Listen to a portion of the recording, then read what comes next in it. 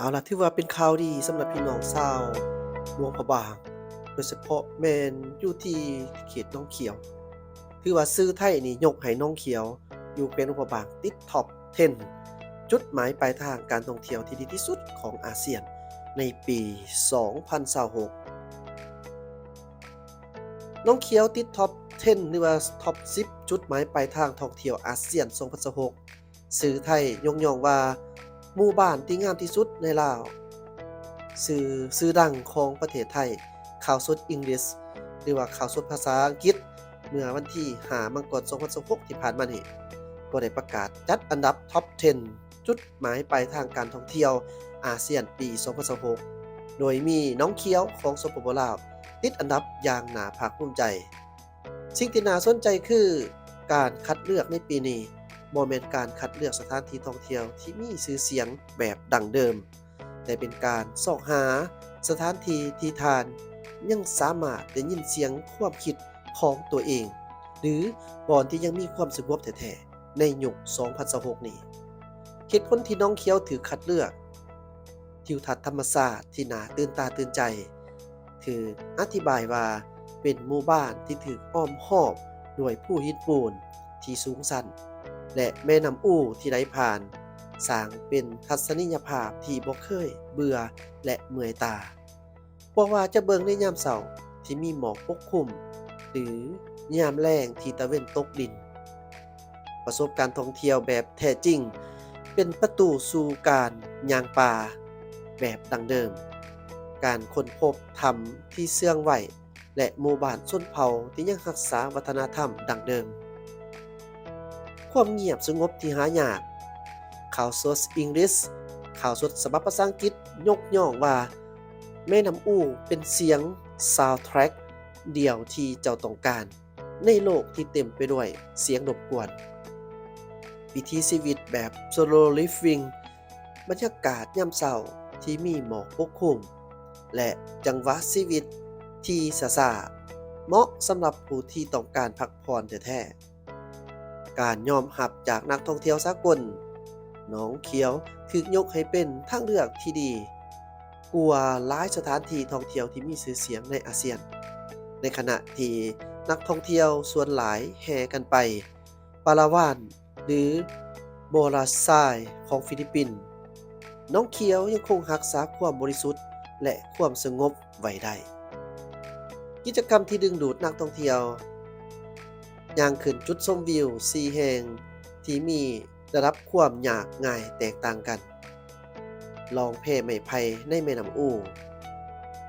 ขี่รถถีบชมวิวทิวทัศน์ธรรมชาติและชนบทสำรวจถ้ำป่าข่วงที่เคยเป็นบอนลี้ภัยในระยะสงครามเรียนรู้งานหัตถกรรมพื้นเมืองที่ศูนย์หัตถกรรมบ้านลือความพิเศษที่สื่อไทยยังยกย่องหนองเขียวได้พัฒนาอย่างช้าๆแต่มีคุณภาพในระยะ20ปีที่ผ่านมาสิ่งนี้ที่ว่าเฮ็ดให้มีไกด์นำเที่ยวพื้นเมืองที่มีความชำนาญสูงที่สามารถพานักท่องเที่ยวไปหาจุดชมวิวที่สวยงามที่สุดหมู่บ้านที่น่าสนใจที่สุดและเส้นทางย่างป่าที่คุ้มค่าที่สุดในภาคเหนือของลาวคำคิดเห็นจากนักท่องเที่ยวสากลหนองเขียวคือบอนที่ทานมาเพื่อสอกหาการผจญภัยแต่พบกับความสงบที่ทานบ่ฮู้ว่ากำลังสอกหานี่คือคำเว้าที่นักท่องเที่ยวหลายคนใช้อธิบายประสบการณ์ของเขาเจ้าสำหรับนักท่องเที่ยวลาวและต่างประเทศการติดอันดับครั้งนี้บ่เพียงแต่เป็นข่าวดีสำหรับการท่องเที่ยวของลาวเท่านั้นแต่ยังเป็นโอกาสให้คนลาวเฮาเองได้รู้จักและภาคภูมิใจ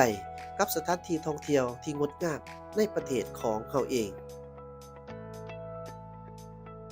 ข้อมูลจาก Loud Youth Radio มาเบิ่งตัวเลขสรุป10เดือนของปี 2025ที่ผ่านมาบ่รวมทั้งอีก2เดือนที่เหลือต่อเข้าใส่เดือนมังกรปี 2026นี้มาเบิ่ง10เดือนของปี 2025มีนักท่องเที่ยวเข้ามาเที่ยวสปปลาวสูงถึง 3.7 ล้านเที่ยวคนอิงตามตัวเลขจากกรมพัฒนาการท่องเที่ยว กระทรวงวัฒนธรรมและการท่องเที่ยวเมื่อบ่ดนมานี้ก็ได้รายงานให้รู้ว่านับตั้งแต่เดือนมังกรหาเดือนตุลา2025ได้มีนักท่องเที่ยวต่างประเทศหลายกว่า 3.7 ล้านเทื่อคนเข้ามาเยี่ยมยามสปปลาวซึ่งเป็นการเพิ่มขึ้น 13% เมื่อเทียบกับระยะเดียวกันของปีผ่านมาในนั้นประเทศที่ประกอบส่วนหลักต่อการเพิ่มขึ้นนี่แม่นมาจากประเทศไทยเวียดนามและสปปจีนในนั้นมีนักท่องเที่ยวไทย 1,236,622 คนถัดมาแม่นเวียดนาม 959,575 คนจีน 914,194 คนเกาหลีหรือเกาหลีใต้ 151,010 คนฝรั่งเศส 46,429 คนและเยอรมัน 22,144 คนการเพิ่มขึ้นนี้แม่นมาจากการปรับปรุงสิ่งอำนวยความสะดวกและการบริการทางด้านการท่องเที่ยวรวมทั้งรถไฟลาวจีนก็ได้กลายเป็นวิธีการเดินทางที่ได้รับความนิยมหลายขึ้นเส้นทางดังกล่าวผ่านวังเวียงหลวงพระบางและอุดมไส้ซึ่งทั้งหมดมีสถานที่ท่องเที่ยวอย่างหลวงหลายแห่งที่สำคัญสำหรับนักท่องเที่ยวสำหรับปัจจัยหนึ่งของการท่องเที่ยวลาวเพิ่มขึ้นแม่นย้อนประเทศลาวได้ถูกนำเสนออย่างกว้างขวางในหนังสือพิมพ์และวารสารต่างประเทศเฮ็ดให้ความรับรู้ในระดับสากลเกี่ยวกับสิ่งที่ประเทศลาวมีให้และราคาที่สามารถเข้าถึงได้เพิ่มขึ้นเฉพาะปี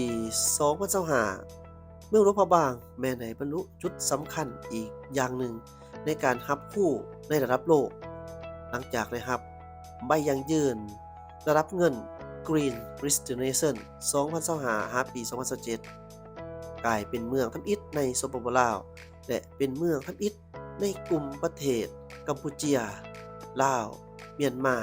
และเวียดนามที่ได้รับความโดดเด่นนี้มาต่อกันที่การท่องเที่ยวและก็ท่าเอียงเพิ่มขึ้นของนักท่องเที่ยวอยู่ที่แขวงอุดมไส้และก็การวางแผนของเพิ่นในปี 2026 ถึงปี 2030 เห็นได้ว่าท่าเอียงในแนวโน้มการพัฒนาการท่องเที่ยวของแขวงอุดมไส้นับตั้งแต่ปี 2026 นี่จนถึงปี 2030 การขยายตัวของการท่องเที่ยวอยู่แขวงอุดมไส้มีท่าเอียงก้าวขึ้นเรื่อยๆเนื่องจากว่าตัวเลขสถิตินักท่องเที่ยวทั้งภายในและต่างประเทศในแต่ละปีเพิ่มขึ้นอย่างต่อเนื่องพร้อมทั้งมีสาเหตุทั้งหลายๆด้านเป็นต้นแม่นการคมนาคมขนส่งด้วยทางรถไฟลาวจีนรถบริการขนส่งภายใน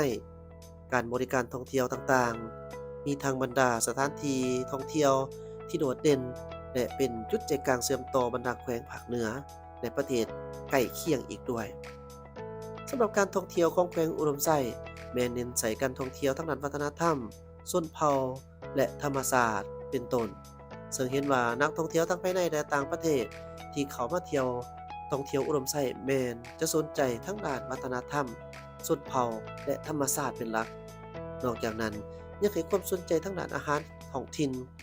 การผลิตเครื่องหัตถกรรมเครื่องที่ระลึกของต้อนของฝากและการบริการอื่นๆอีกอย่างหนึ่งสามารถเห็นได้ถึงอย่างชัดเจนว่าแขวงอุดมไส้มีสถานที่ท่องเที่ยวที่โดดเด่นที่เป็นแม่เหล็กดึงดูดนักท่องเที่ยวเป็นต้นแม่นนำกัดเจรปารีสอร์ทระดับ5 ดาวถ้ำจอมอ่องผู้หญ้าค่าบ้านรัก 32 วัดพระเจ้าสิงห์คำบ้านวัฒนธรรมชนเผ่ากิมมุม่งและชนเผ่าอาคาปัจจุบันการท่องเที่ยวตามเส้นทางรถไฟแม้นเป็นที่สะดวกและนิยมของนักท่องเที่ยวหลายที่สุดเนื่องจากมีความสะดวกสบายว่องไวประหยัดเวลาในการเดินทางและสามารถไปถึงจุดหมายปลายทางได้อย่างทันการเวลาซึ่งเป็นปรากฏการณ์หนึ่งที่เฮ็ดให้สภาพการท่องเที่ยวนับมือมีการขยายตัวอย่างกว้างถ้าหากเปรียบเทียบใส่เมื่อก่อนเพื่อเฮ็ดให้วิถีการท่องเที่ยวของแขวงอุดมไส้โดดเด่นขึ้นเติมควรมีการพัฒนาเพิ่มเติม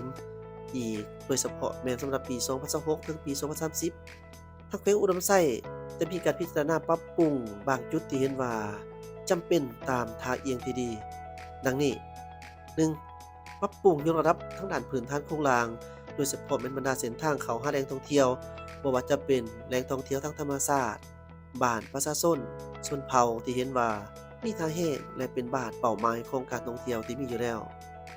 2. จะพัฒนาและสร้างแหล่งท่องเที่ยวให้หลายขึ้นเติมอีกบ่ว่าจะเป็นการดึงดูดการลงทุนของภาคเอกชนหรือภาครัฐก็ดี 3. การให้มีการได้ในการท่องเที่ยวหลากหลายรูปแบบเช่นว่าและการท่องเที่ยวย่างป่าชมธรรมชาติติดพันกับวิถีชีวิตของประชาชนบรรดาเผ่าการท่องเที่ยวทางด้านสุขภาพการท่องเที่ยวทางด้านกสิกรรมการท่องเที่ยวทางด้านวัฒนธรรมการท่องเที่ยวทางด้านกีฬาการท่องเที่ยวผจญภัยและอื่นๆ 4. ซุกอยู่ส่งเสริมภาคเอกชนผู้ประกอบการธุรกิจท่องเที่ยวทุกประเภทประชาชนอยู่บรรดาบ้านเป้าหมายการท่องเที่ยวให้มีส่วนร่วมในการเป็นเจ้าการและเจ้าภาพที่ดีในการบริการท่องเที่ยวโดยมีการปลูกจิตสำนึกการฝึกอบรมและการเผยแพร่ต่างๆ 5. ยกระดับรูปแบบกลยุทธ์ในการโฆษณาการท่องเที่ยวให้ทั่วถึงให้เข้าถึงตลอดกันตลาดการท่องเที่ยวทั้งภายในและต่างประเทศอย่างกว้างขวาง สรุปแล้วปัญหาที่กล่าวมากล่าวถึงนี้แม่นเป็นพื้นฐานที่จำเป็นต้องได้รับการยกระดับเพื่อเฮ็ดให้การท่องเที่ยวขยายตัวขึ้นเทื่อละก้าวทั้งเป็นเวียกงานหนึ่งที่ท้าทายและทุกภาคส่วนต้องได้เป็นเจ้าการนำกันเพื่อพัฒนาแขวงอุดมไซให้กลายเป็นจุดหมายปลายทางการท่องเที่ยวเจ้าท้ายสุดนี้แอดมินเองขอแนะนำและก็ขอฝากถึงผู้ที่ประกอบการเกี่ยวกับเรื่องการท่องเที่ยวบ่ว่าจะแขนงหยังก็แล้วแต่บ่ว่าจะเวียกงานใดก็แล้วแต่เนาะก็ขอให้จงบริการท่องเที่ยวนักท่องเที่ยวด้วยไมตรีจิตมิตรภาพสร้างความประทับใจให้กับนักท่องเที่ยวให้เขามาเที่ยวแล้วกลับบ้านไปบอกพี่บอกน้องแล้วก็กลับอยากมาท่องเที่ยวอีกสบายดี